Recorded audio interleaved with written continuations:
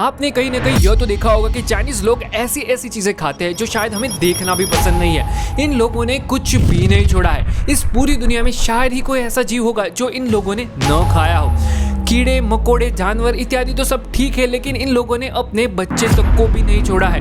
अपने बच्चे का मांस भी इन लोगों ने बेझिझक खाया है। चाइनीज लोगों के ऐसे खाने की वजह से ही पूरी दुनिया को महामारी का सामना करना पड़ा था। इस पूरी दुनिया में केवल चाइना ही एकमात्र ऐसा देश है जहां पर हर कोई जीव को आहार के रूप में लिया जाता है। लेकिन आखिर चाइनीज पीपल ऐसा क्यों खाते हैं? यह जवाब जानने के लिए हमें जाना पड़ेगा पास्ट में, चाइना की हिस्ट्री में, जहां से इस तरीके के खाने की शुरुआत हुई थी।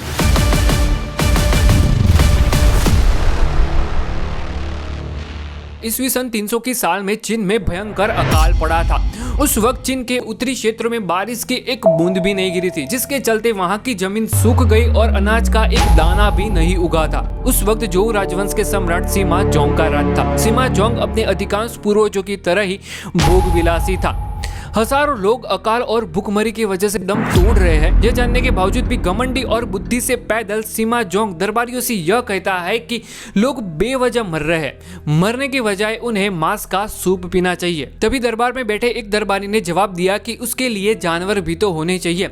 सभी जानवर खा लिए गए हैं, अब उनके केवल कंकाल ही बचे हैं। सामने से सिमा जोंग का तुरंत ही प्रत्युत्तर आता है कि ऐसा है तो फिर माँ बाप को अपने बच्चे को बेच देना चाहिए, जिससे दोनों को फायदा होगा। खरीदार को बच्चे का मांस खाने को मिलेगा और जो माता पिता है उसको उस बच्चे की कीमत और उसी बच्चे का थोड़ा मांस ही मिल जाएगा। इतनी घटिया सोच थी सिमा जोंग की। आखिर एक माँ बाप अपने बच्चे को खुद के पेट भरने के लिए कैसे बेच सकते हैं? लेकिन वहाँ का सम्राट ऐसा था, वहाँ की सिचुएशन ऐसी थी कि माँ बाप यह काम करने के लिए मजबूर थे। लेकिन आखिर एक माँ बाप है, इनका जी नहीं चलता था कि वे अपने बच्चे को केवल अपने पेट भरने के लिए बेचे।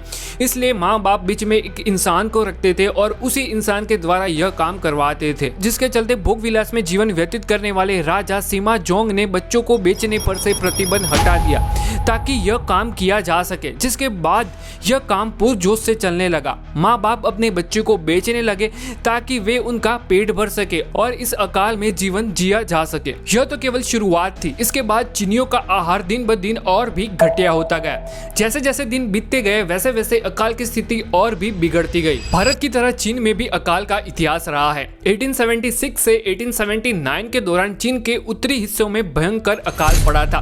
यह दुर्भाग्यपूर्ण था कि भारत में 1876 से 1878 यानी कि 3 साल तक बारिश की एक बूंद भी नहीं गिरी थी, जिसके कारण भारत में भी अकाल की स्थिति बनी हुई थी। चीन से पहले हम भारत की बात करते हैं कि अकाल के कारण भारत और भारत के लोगों की उस वक्त क्या स्थिति थी। उस वक्त भारत का 6,17,000 स्क्वायर किलोमीटर एरिया अकालग्रस्त हुआ था। बारिश न होने के कारण पूरे भारत में अकाल की स्थिति थी, जिसमें सबसे खराब कंडीशन बंगाल की थी, जहां पर लोग शरीर के नाम पर केवल कंकाल थे। इस आपदा की असर साउथ इंडिया में भी थी, मतलब कि पूरे भारत में अकाल की स्थिति बनी हुई थी।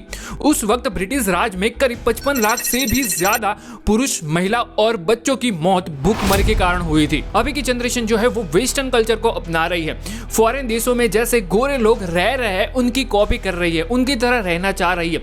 लेकिन अभी की जनरेशन को यह नहीं पता है कि उस वक्त इन्हीं गोरे लोगों ने भारत और भारत के लोगों का क्या हश्र किया था। इंडियंस मच्छर की तरह मर रहे हैं, यह ब्रिटिश सरकार के लिए एक आम बात थी। उन्हें इससे कोई भी फर्क नहीं पड़ रहा था। ऐसा इसलिए कि भारत में हर रोज भूखमरी के कारण सैकड़ों लोग दम तोड़ रहे हैं। यह जानने के बावजूद भी ब्रिटिश सरकार भारत में उत्पादित हुए गेहूं को ब्रिटेन में एक्सपोर्ट कर रही थी।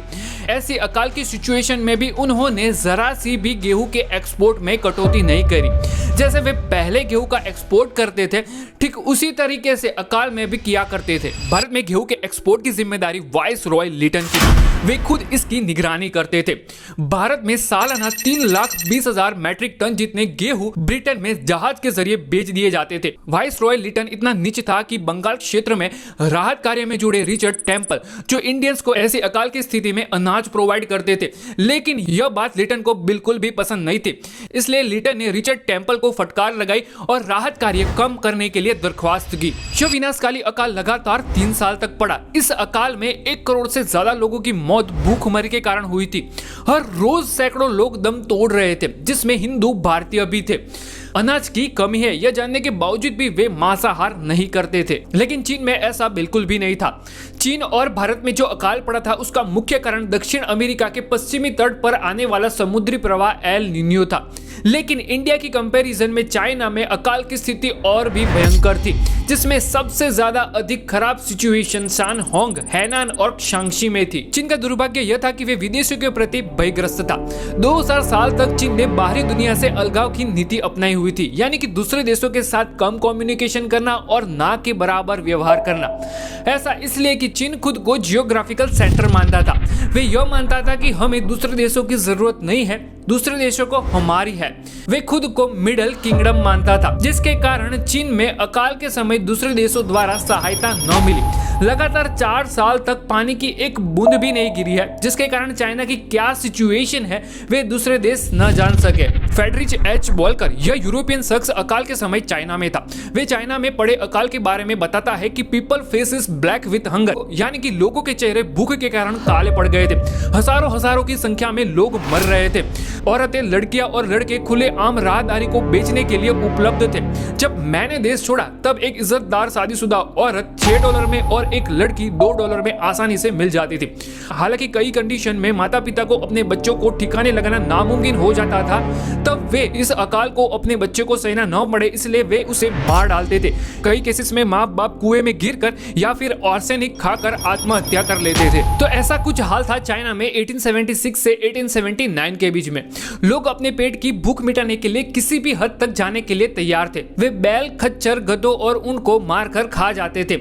19वीं सदी में यह पालतू जानवर ट्रांसपोर्टेशन का एकमात्र विकल्प था। फिर भी इन लोगों ने इन्हें नहीं छोड़ा।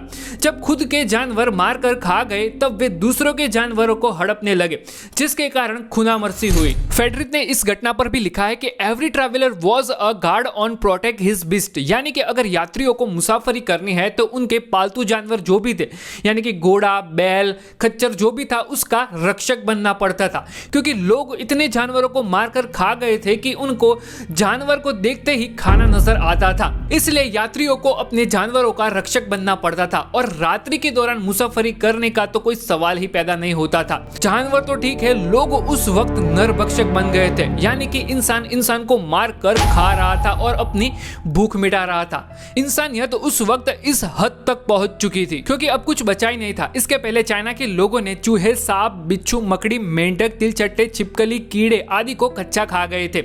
अब वे इंसान को खाने लगे थे। हद तो तब आ जाती है जब कोई इंसान भूखमरी के कारण अपने मौत के करीब हो।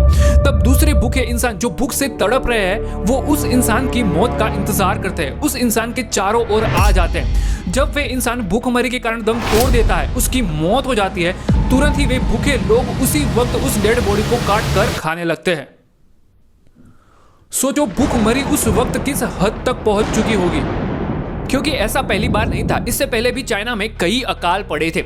1959 से 1961 के अकाल ने करीब 4.5 करोड़ लोगों की जान ली थी, जिसके कारण चाइना के लोगों का खाना बद से बदतर बनता गया। 1959 से 1961 का जो अकाल था वे कुदरती अकाल नहीं बल्कि मानव सर्जित अकाल था। ऐसा मैं इसलिए बता रहा हूँ कि इस अकाल की वजह साम्यवाद चीन के शासक माओ जेडोंग थे, जो बुद्धि से पैदल था। ऐसे अकाल के समय में माओ जेडोंग ने अपने बुद्धि का प्रदर्शन कैसे किया वे मैं आपको शॉर्ट में बताता हूँ। 1959 में उन्होंने चीन की तेज आर्थिक विकास के लिए द ग्रेट लीप फॉरवर्ड नाम का एक कार्यक्रम तैयार किया, जिसमें उन्होंने चीन की आर्थिक व्यवस्था मजबूत बने इसलिए सभी खेतों के किसानों को खेतों में से इंडस्ट्री में ट्रांसफर कर दिए। उसके अलावा जेडोंग ने कलेक्टिव फार्मिंग का एक्ट लगा दिया, जिसका मतलब है कि जो खेत थे वे किसी के भी मालिकी का नहीं और कोई भी खेत मालिकी से वंचित नहीं, जिसके कारण खेत उत्पादन ना के बराबर हुआ, क्योंकि सभी किसान जो थे वे इंडस्ट्री में एज अ वर्कर की तरह काम करते थे और वे जमीन के अब मालिक भी नहीं थे। उतना ही नहीं, माओ जेडोंग ने खाने की समस्या का परमानेंट सॉल्यूशन के लिए